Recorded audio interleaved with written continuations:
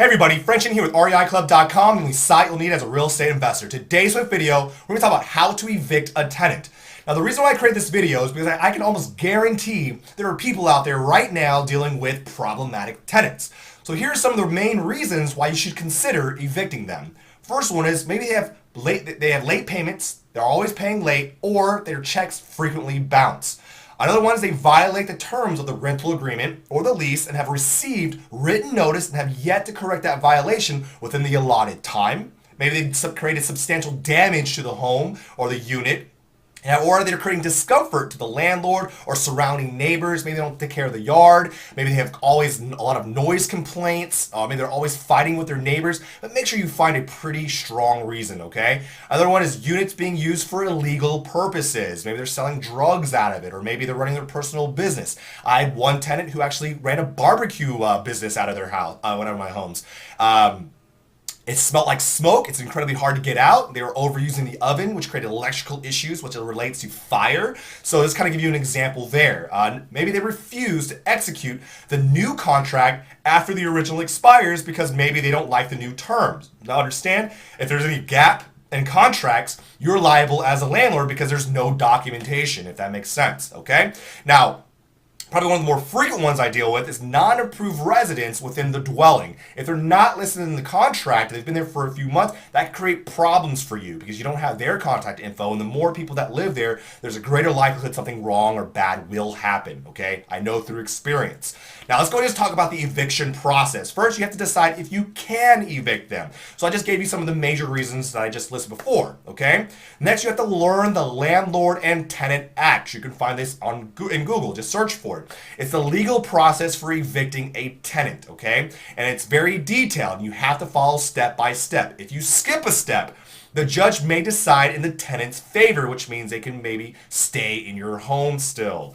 Now, the next step you want to do is you want to give notice to your tenant, okay? Each of the 50 states has its own procedure for evicting a tenant, so it's important that you brush up on those on your states. But all share the common feature of having to give notice and then giving them a set amount of time to correct that violation, okay? Now the letter you're going to be sending to them is called a notice to vacate letter, and you usually give them 30 days to correct their violation.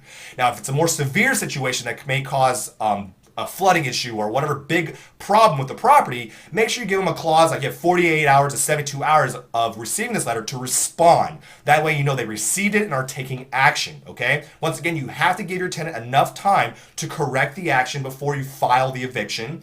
You must state the amount of time in which, you have to state the amount of time in the notice. You have to include the date in which you're going to be filing the eviction. A best way to deliver this, guys, what I found most success is certified mail because it's very hard to argue with the U.S. Postal Service.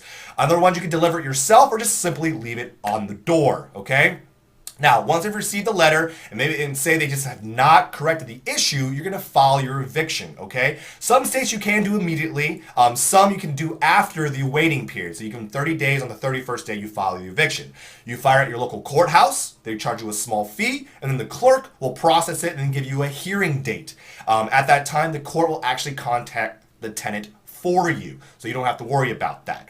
Now at this point, you're gonna get ready for court, okay? You want to gather any and all documentation relating to the property and the tenant upon their first date of move-in, okay?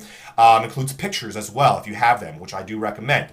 Include your lease agreement, a copy of the written notice that you did send to them. That's why the certified mail is always helpful. Bank statements indicating maybe missing rent payments, bounced checks, and also records of all communication between you and the tenant. Say if you guys communicate through email, text messages, whatever it may be. Always save that. But you have to be prepared. If you are prepared, there's a good likelihood your eviction will go through. If not, there's a good likelihood the judge will actually favor the tenant. They'll stay with the property, and you have to continue to deal with this hassle, okay? Now, say the judge does go in your favor and they evict a tenant, okay? The tenant has a set amount of time to leave the property. Some states are less than 48 hours and some allot up to 5 days. Now, if the tenant is still there after the given time, it expires, you're going to visit the property with the sheriff, and at that time, the sheriff will actually remove the tenant and actually place any personal possessions of theirs on the curb.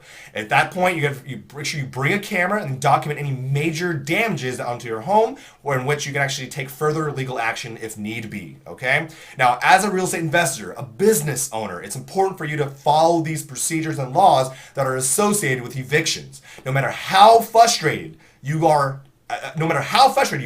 do not attempt to evict a tenant yourself, okay? Changing the locks to the tenant's unit or the main door, removing the tenant's belongings, shutting off the utilities, all have very serious legal repercussions, okay? Most states actually allow tenants to sue their landlords who try to self-evict. So do not give up your power by making these small mistakes.